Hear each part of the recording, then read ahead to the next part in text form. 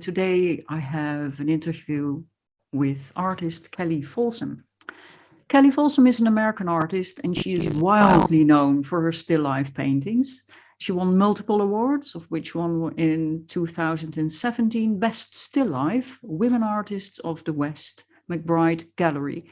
She teaches online and has a cohort of raving fans following her and learn from her. Her art is vibrant in color and dynamic through the brushstrokes. The first time I saw her art on Instagram, I was absolutely taken aback by how she can suggest that optical illusion of realness in the painting, as if the flowers and the pots she paints are literally in your room. As she says herself, resulting in a painting that looks like a painting and not a photograph. And I absolutely agree with that.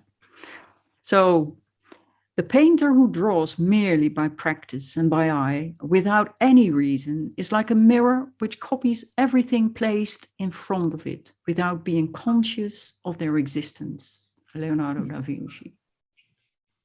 Hi, Kelli. Thank you so much for being my guest today. And you're so welcome.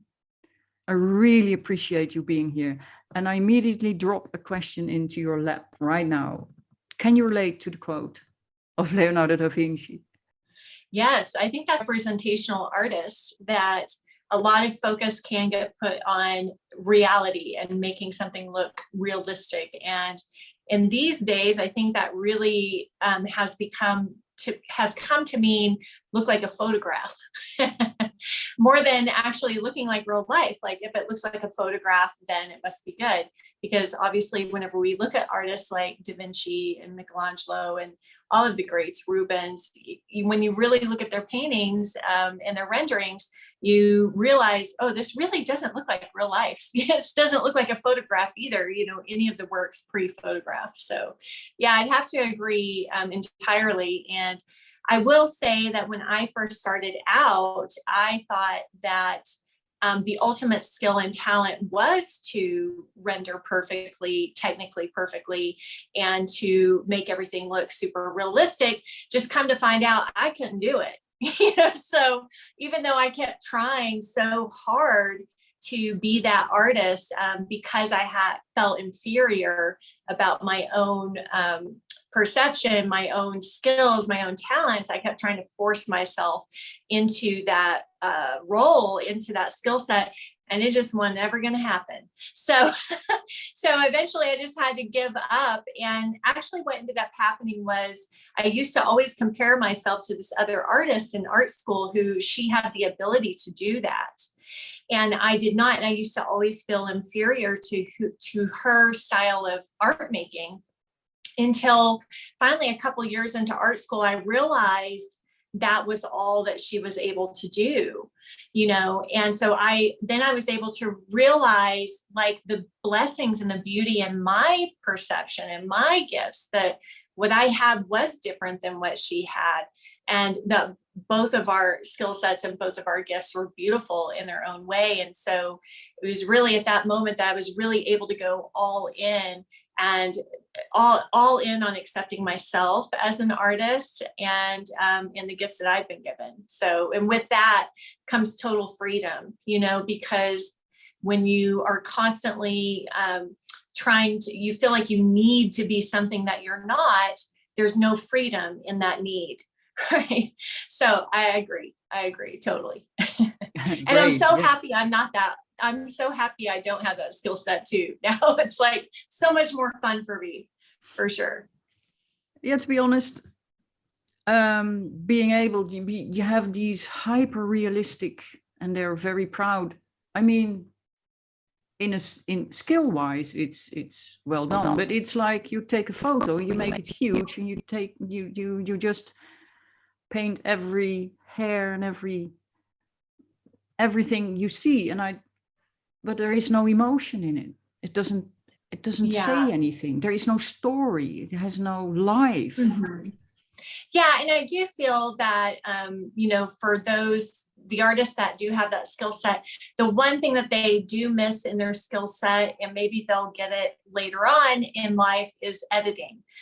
Selecting, editing, and coming up with concepts, coming up with ideas. And not to take anything away from those artists and the skill set that they have, because I do believe that everybody, is beautiful in their gift, the gift that they've been given. And that beauty that they create will definitely speak to people. And we need all of our lights, right? We need all of our lights of beauty in this world. But I do find that, in my experience, being around artists, studying with artists who were like that, like down, like you say, down to copying like the tattoos or the mole on the arm. And, so whatever it is that they get out of that experience, I'm sure it is emotional for them in some way.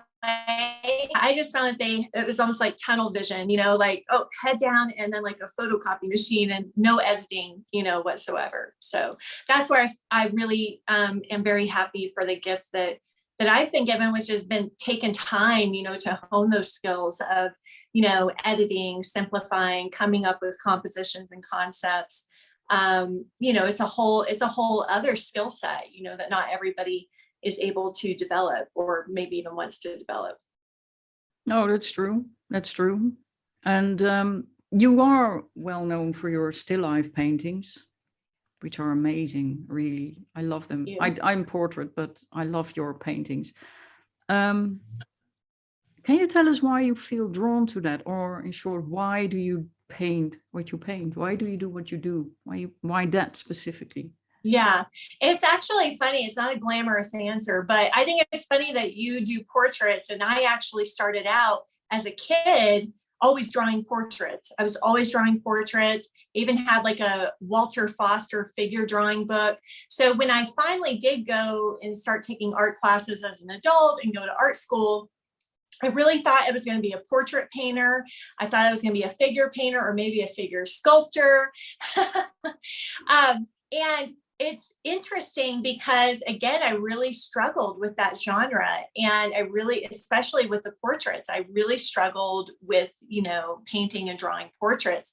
And again, that was a very frustrating process for me because I had thought this is my identity as an artist. This is what I always want to do. However, I wasn't really progressing. And I also, if I was honest with myself, I also just wasn't connecting with it either. So I'm finally at this point where, now 15 years later, starting on my art journey, now I'm able to see things like that, like, oh, I don't actually enjoy doing that. I don't enjoy painting people's portraits. And I'm really glad that I inadvertently ended up getting into still life and landscape and other genres because I really didn't enjoy it. And also I was like, I don't want to be a commission artist. I hate doing commissions, so it all ends up, this winding path of becoming an artist, and you think maybe what you want to do or where you want to go, and it's interesting the path and the journey it takes you on. So I kind of, at the art school, of course, we did a lot of still life. It was like a form of studying basic forms, values, colors. Now, most of the time they were really, mundane objects, even, just things that people would throw away, and the still life compositions that would get set up for us in our first year of painting and drawing were always very ugly, to me, very ugly, uninteresting compositions. They were just practice. They were just exercises. So that part didn't speak to me. It just felt like a mundane exercise, which kind of took some of the joy out of it for me as a student. But then I started setting up my own still lifes. And because I was a broke, art student, I couldn't afford to pay models, couldn't afford to hire models, but I could keep setting up still lifes in my little apartment, garage apartment that I was renting at the time.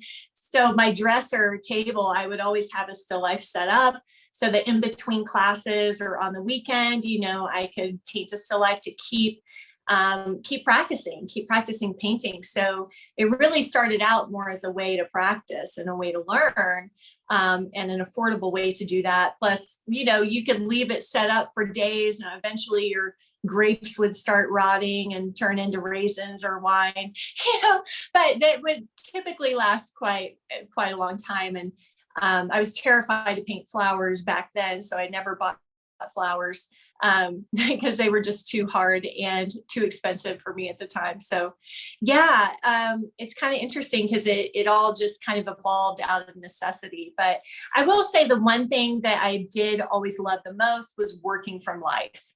You know, it really didn't matter if it was from landscape or still life or, you know, figure. If it was working from life, I could really, really get into it. I could, especially working from nature. I had a hard time with just like posed models or posed portraits because I felt like there's nothing going on here. There's only like one thing, you know. Now, sometimes we would do exercises at art school where we had figures in an interior, and I really liked those because there was like more going on and there was kind of like more emotion or more of a story. So yeah, so I always really loved working from life and that connection with nature and observing it and then translating it and editing it onto the canvas, I guess I would say. Yeah. Mm-hmm. Yeah, interesting, because I have obviously a lot with portraits, and my why is complete. I'm obsessed with portraits and the story they tell me. So yeah. Yeah. But and I love life, but yeah, COVID didn't give me so yeah, but it doesn't matter. I have a couple of things together and I do it anyway. But Right. another thing we have in common is the old masters, and you say you paint with the old masters feel. I liked that, the old masters feel. Yeah. So what is the difference for you between what you do, and the old masters, what the old masters did? Why is it for you feel and not? Well, I mean, obviously I can't be old masters since that time has passed, you know. Yeah. So we're all of us artists alive today are contemporary artists. So maybe that's why I use that word. Ideas from the past, we can learn from it. We can have a reverence for it. We can even pull pieces of that, our interpretation of that, into the future, you know, into our present. But yeah, I mean, we can't ever, and nor do we want to ever go back to the past. First of all, like even my paintings never make the cut. Just being a female artist, you know, I'd never make it in. I never make the cut back in those days, you know, I never get the chance or the opportunity to do this. So I guess that's why I say that. I think, you know, definitely the old masters have been a huge inspiration for me throughout my art life journey. I've learned so much from studying their paintings. They never fail to inspire me. I always walk away, every time I go to an art museum, I walk away with some new aha or insight. And I really do have a very strong reverence for that art history, for that legacy and that lineage. And I want to be a part of that and continue that as well.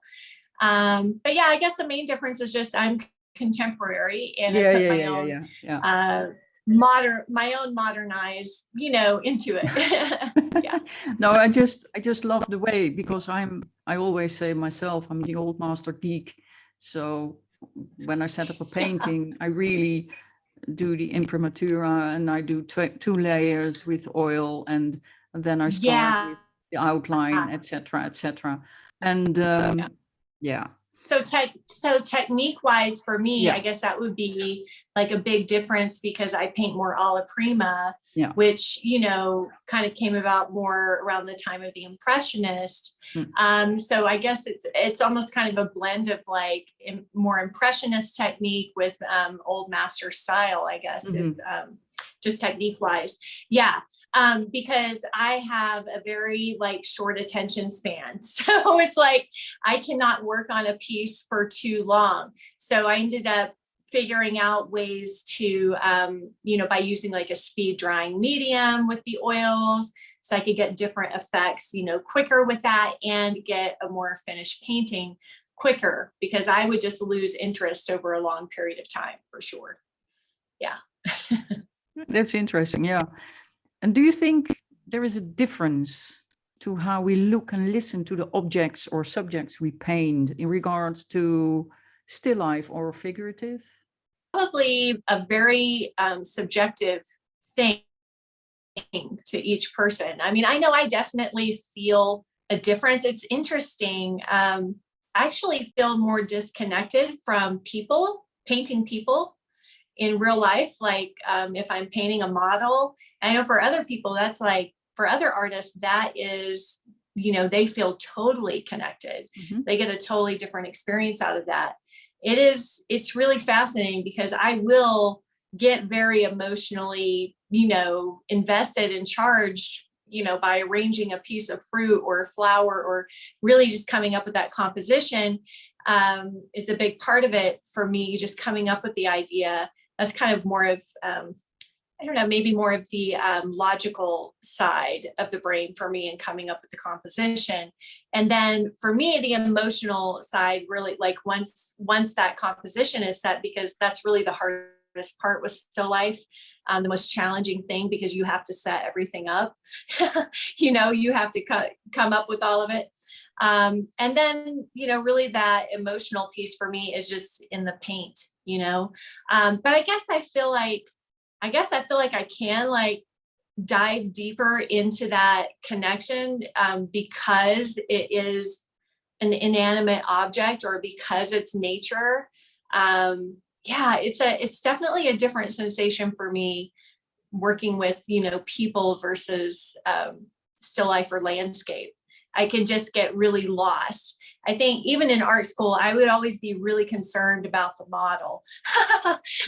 Like one day I would always be self-conscious. You know, I felt very voyeuristic for some reason with the models. And then I would be very concerned about like their well-being. You know, my boyfriend and I recently watched like this Rodin movie about Rodin's mistress. You know, what was her name? Camille. I don't know if that was her. Anyways. And so, yes, thank you. Yeah. Camille, thank you. I was like, I think it's Camille Claudel. Anyways, so in the movie, he's like taking the models and like taking their arms. He's like, I guess maybe that was, yeah, like something for me in art school. I just could never do that. And I have hired my own models in the past and worked with my own live models in my studio. And yeah. So I think curiosity is what sparks our imagination. And how curious are you when you put an ensemble together for painting? Is that how light will reflect, or colors work together, or depth, or chiaroscuro, like in Rembrandt's or Caravaggio's work, or specific composition? Yeah. All of it. all of that. Yeah, all of that. I would say first and foremost was light for me. Even as a little girl, I used to just love observing light. First, some dust particles move around. So like light, atmosphere, and then I would say movement. You know, movement is huge for me. And it's funny because it's like, well, I paint still life. But I'm always looking for movement in the still life, either compositional movement or ways that I can kind of bring in more of a literal movement, movement in the paint, you know, movement in a petal on a flower or a stem, you know, so that it's not, I love that sense of movement, and really movement of light throughout the whole composition. And so, maybe starting out with a little bit of light and then a crescendo of light, and all of the above. You know, it's so multifaceted. Art making, there's so many different elements that you can get turned on by, right? And every artist kind of gets turned on by different elements of art. Like for you, I can clearly see color, you know, like vivid color, you know, is probably a really big, well, that's something that I thing started, that turns you on. Shapes. Well, that's something that I started recently, and this is for a specific project. But okay. Light is very important for me. Yeah, I like to paint light. Yeah, me too. That was always my very first thing. So I think that was part of why I was always really drawn to artists like Rembrandt, Titian, you know, Titian being kind of, well, I guess Da Vinci really would have been one of the first to do light and shadow. but he did it more in kind of a sfumato Yeah. kind of way. Yeah. So Caravaggio, took it to the opposite end of the spectrum. And so I would much rather look at a Caravaggio over a Da Vinci personally, because I just love that drama. I love that impact, and that powerful light and dark was always very interesting to me. Yeah, that Rembrandt has the same, by the way, and also when you come closer to his paintings, you see the firm brushstrokes. It's almost impressionistic, his work. Yes. And that's what I love about. That's why it lives and it has emotion and it tells a story. Yeah, to me, like if the paint is dead, forget it. If the paint is too smoothed out, which I think that's why it's so important to go and look at art like that in person, because a lot of times, even in really high resolution images, you don't quite get the same effect that you would get if you were standing in front of it in person, because you can really see all those layers of paint and bold brushstrokes and even palette knife scrapes. And Rembrandt was just like such beautiful textures, both light and textures. And I love texture as well. So it's really fun, to play with those textures and those layers of paint. And in that bravura, someone like Franz Hals was like, okay, he's all bravura brushstrokes, but to me, like his paintings do end up falling a little bit flat for me, just because they are missing some of those layers, like what Rembrandt got, layers of texture, layers of depth, Yeah. Okay. We could just art geek out all day, Karin. Oh God, yeah. Maybe we should make an appointment, have a nice pot of tea, and then just talk art. Right. I know. I love it. Yeah. Yeah. Spirituality. One of the artists, I think, powers. And yet we first need the knowledge, understand form and perspective and material, etc., etc. But after that, we can go deep to paint the optical illusion with emotion. How does that work for you with still life? Oh boy, that question might be a little too smart for me. No, but it is fascinating, because in my journey learning about art making, you really do learn to see in a totally different way. And it sounds mystical, but then once you get into it, it can get very technical, right? Like understanding form, understanding values, understanding how to create that illusion of atmospheric perspective or depth, so then it can go very technical, which maybe kind of takes away a little bit in the beginning from a magic trick. But it's also a lot like learning, I think, like going and living in a whole different world or learning a whole different language, simply because like the language of visual art making is really not a part of our daily language or our daily way of seeing, non-artists, non-artists aren't walking around seeing color and shadows, for example. So it is really fascinating to me. It is almost like we're in this whole other alternate reality, like we're creating a whole other alternate reality. We have this illusion that we live in, and then we're creating a whole other illusion within the illusion. It's crazy. It's crazy.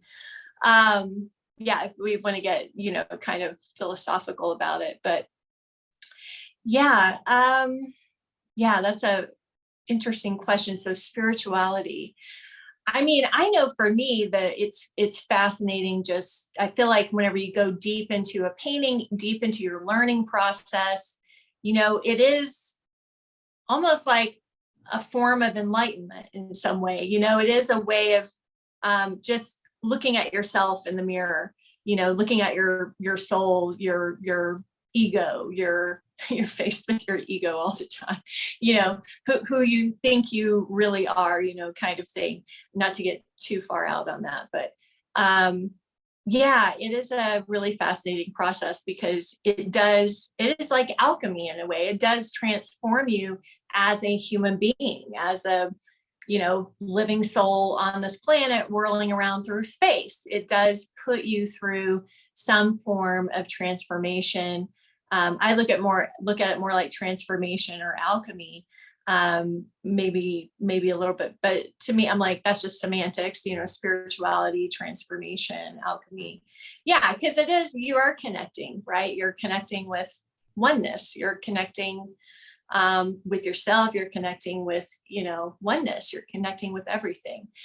Just studying a single flower, just studying a single flower for that long and in that depth with that presence and with that focus, it's like it just can't help but change you, So, or studying a face, or for you, studying a face would be the same experience. It can't not change you, and you just get lost in that present moment. So it's an interesting process. It is a very interesting process. Yeah. And I ask this because transformation, definitely, but it also transforms the people you paint, in my case, or the people who buy your art. And that is such a powerful thing. And that is what I experience and have experienced, but also see within myself, because I can paint what others don't see in themselves. Right. Yeah. And that's, to me, something that we can do as artists. Beautiful. Yeah. I guess a way of like seeing somebody, really seeing somebody. Yeah, or something like Beautiful. A flower, what you say. I mean, in the end, we're all one. That's true. We're all energy in the end. And right. So you're just as much that flower as that flower is you. And it is almost as if you get the amalgamation of the human being and nature and yeah. Yeah, that's beautiful. I think so. It does shift your thinking, because the way that I might, study painting a landscape or a flower, the same way you might be studying painting a person. It is interesting because like we can really see the magnificence of that thing. We can really see the beauty, every beautiful, magnificent thing about it, and just how perfect it is. And it's really like just a place, I think, of deep gratitude, awe and wonder, and childlike curiosity as well in the moment, and just being open, kind of being that vessel. It's really an act of receiving, I think. It really feels like you're receiving from that subject, and then then you're creating. So it's this really beautiful cycle of receiving and creating. And then, as you're saying, I don't know what the next word would be called, but then we're then sharing that with the world, or sharing that with others. So I'm not sure what a good word for that would be, but that, to me, that's a healthy cycle for an artist. And then if an artist misses the third step of not having an audience then to see their art, and for the viewers to see themselves or to see the world through their art, and they just stay in obscurity, and their paintings are just stacking up in the studio and they're never getting shown to anybody, to me it's like there's a really key ingredient that ends up being missing out of that process, out of that creative process. But it's two ways. It's a key component missing from the artist towards the world, but also world misses out on something, because I think that we as artists definitely have a purpose on this planet to bring that beauty and to bring that enlightenment to people through our art. Right. Well, that's our job. Yeah. Beautiful job, by the way, but that's the main purpose, I think, from artists. And I call that spirituality, but you can call that something else. But I think it's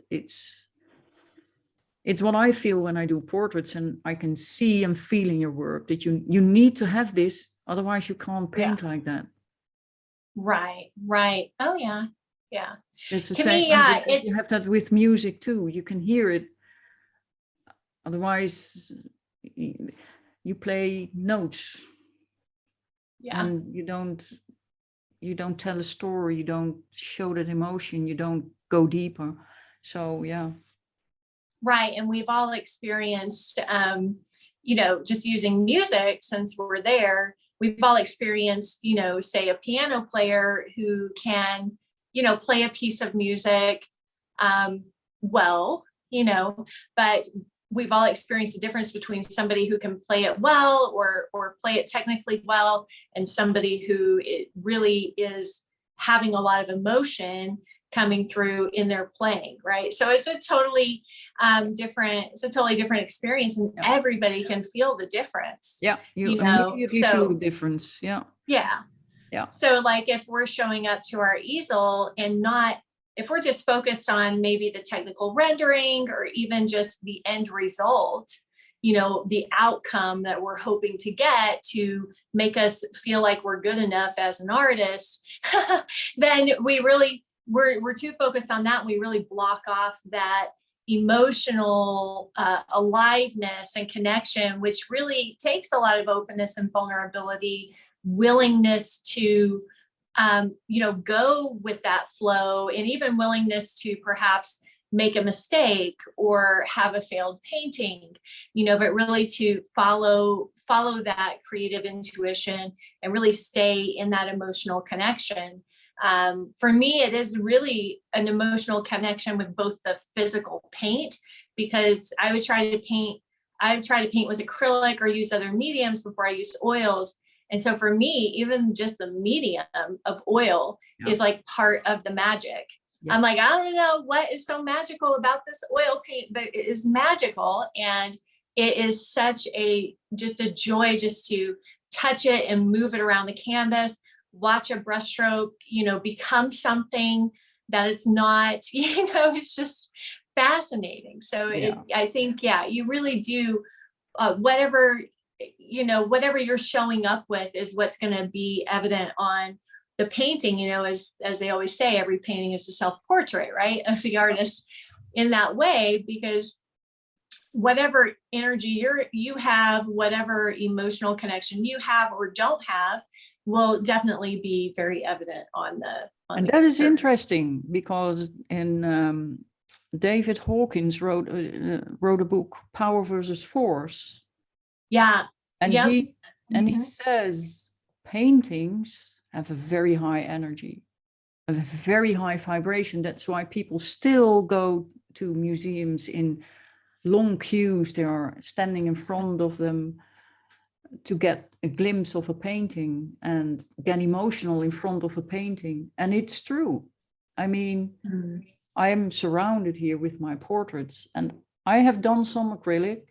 I recently started with some acrylic when I started using colors.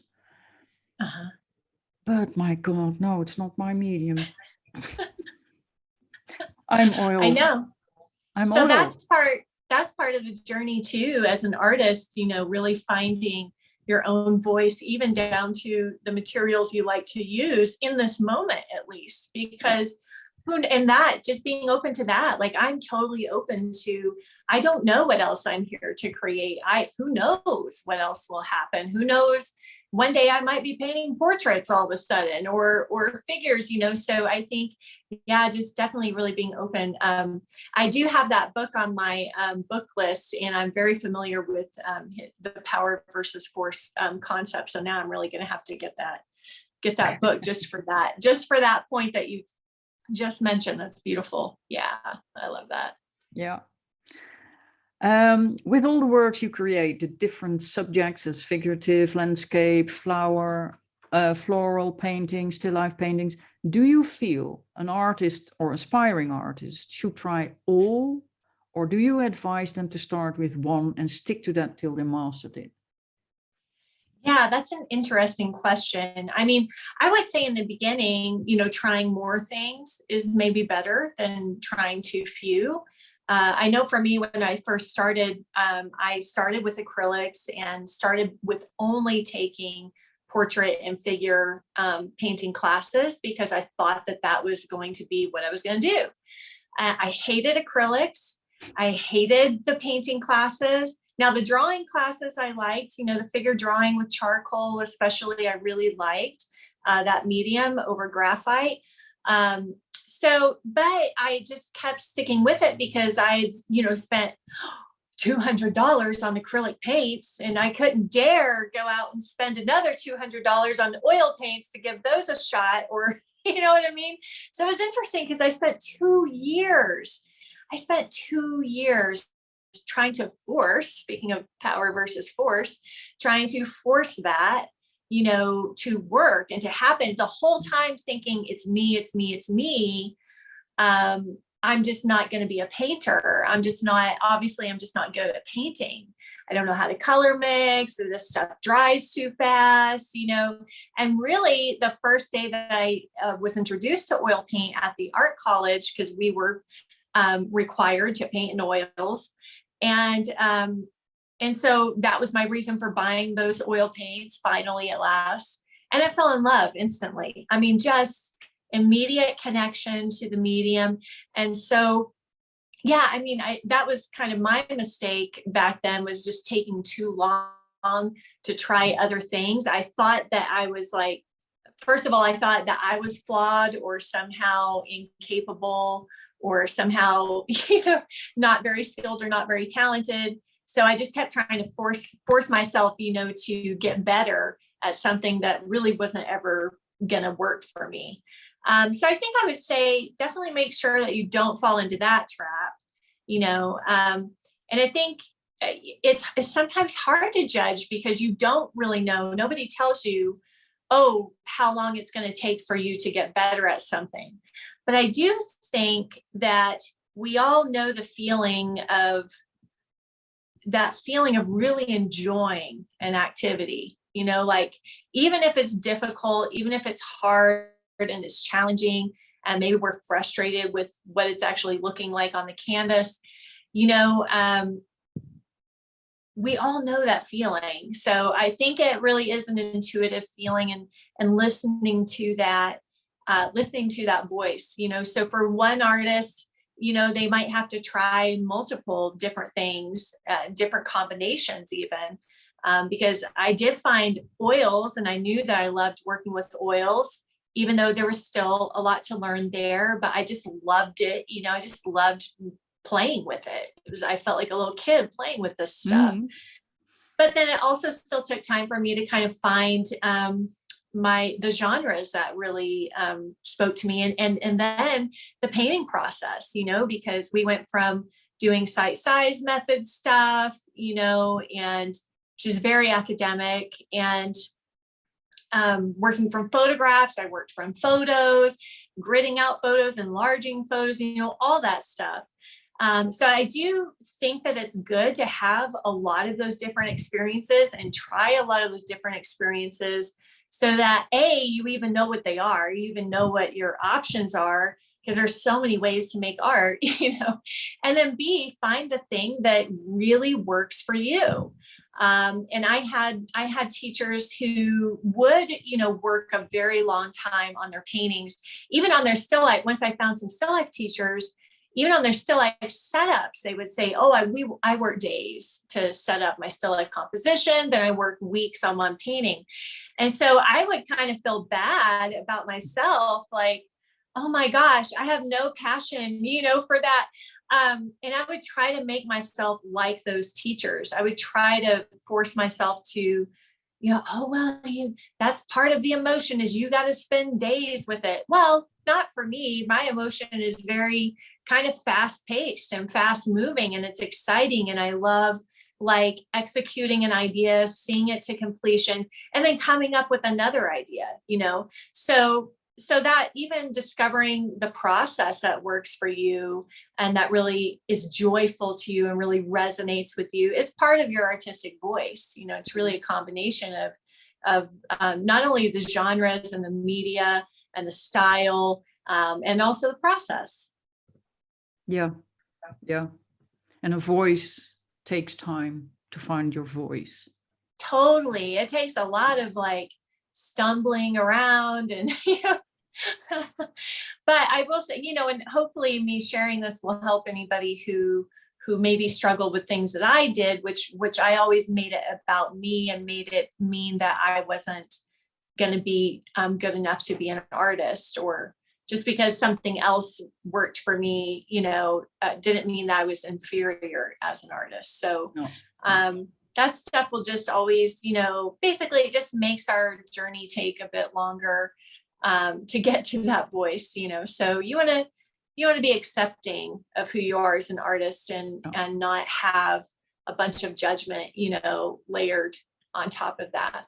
Exactly. Yeah. But then you also need a good mentor and a good teacher. Yeah. Who guides you through that path. And yeah, I think in that sense, I am lucky. I'm lucky. I had I'm a classically trained musician at first, but then I got private teaching. I got all the techniques and things under the sun, specifically portraits. And then I went to the academy and I had, very good lessons from live models, etc. And I loved it. Yeah. And they guided me through that whole process. So, yeah. Yeah. And that's what people need. Oh, totally. I think everybody needs that. Some people maybe are a little bit more individualistic than others, so they might need a little less. But I do think everybody needs education and mentorship and, advising and guidance from somebody who has been further along the path. You can learn faster from them. You can learn from their mistakes, as long as they're not turning whatever they do into dogma and like, you have to do it like me, and if they try to do that, just, you just do your best to try to ignore that and make sure that you are tuning into yourself as well. So, but I do think it is kind of a misconception about art schools, because I know here in the States, having an art degree is just so highly rated, like, oh, you're not a real artist if you don't have a degree. And I have women who come to me late in life all the time, later in life, 30s, 40s, 50s, 60s, even 70s, 70-year-olds. I love the 70-year-olds. They're so awesome. Anyway, so they come to me later. And some of them will have that insecurity, like, oh, I don't know, I didn't go to art school, or I don't have an art degree. And it's really not all it's cracked up to be, because it is a system. It's a system that they just put you through the system, year 1 to year 4. Here's your lessons. Everybody gets the same training. You really don't get a lot, at least I didn't get a lot of in-depth mentorship there. For real things like finding out who you are as an artist, finding your artistic voice.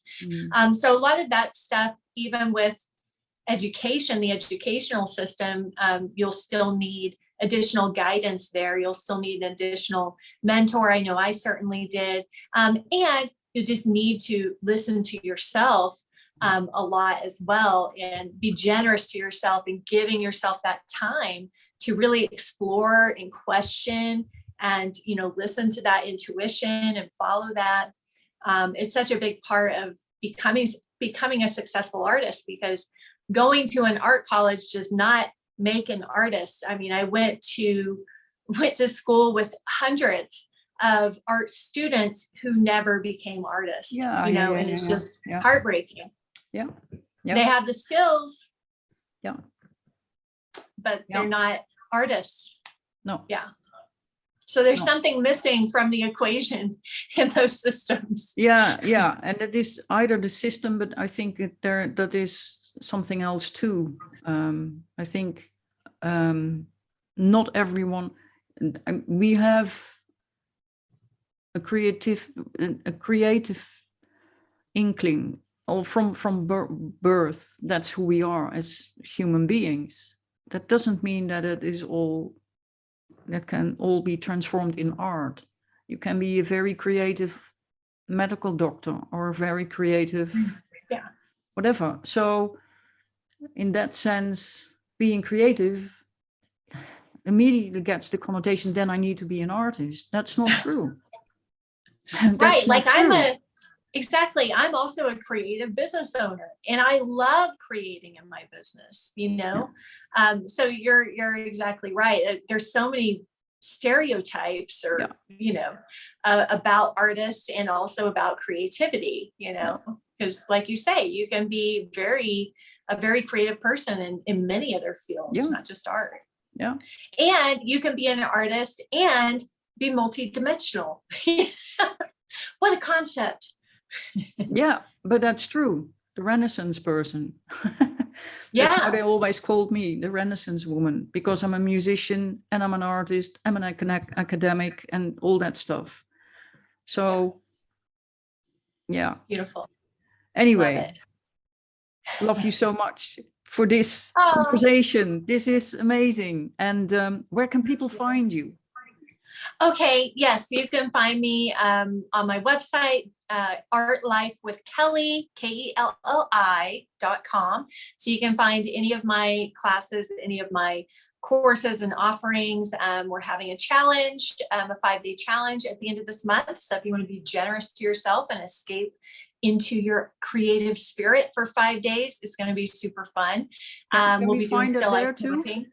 You can find the challenge information on the website, artlifewithkelli.com. And then, of course, you can find me on Instagram and Facebook and all that good stuff. You can find just my art at kellifolsom.com if you just want to look at my art. But there's 2 separate websites. One is my Art Life School education website, and one is the painting website. Yeah.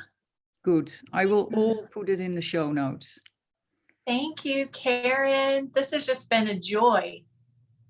Thank you so much. It was so fun to have you. It's so nice to talk with someone about pain, the love for oil. Yes. And oil addicts unite. Yeah, it is amazing. Thank you. My pleasure.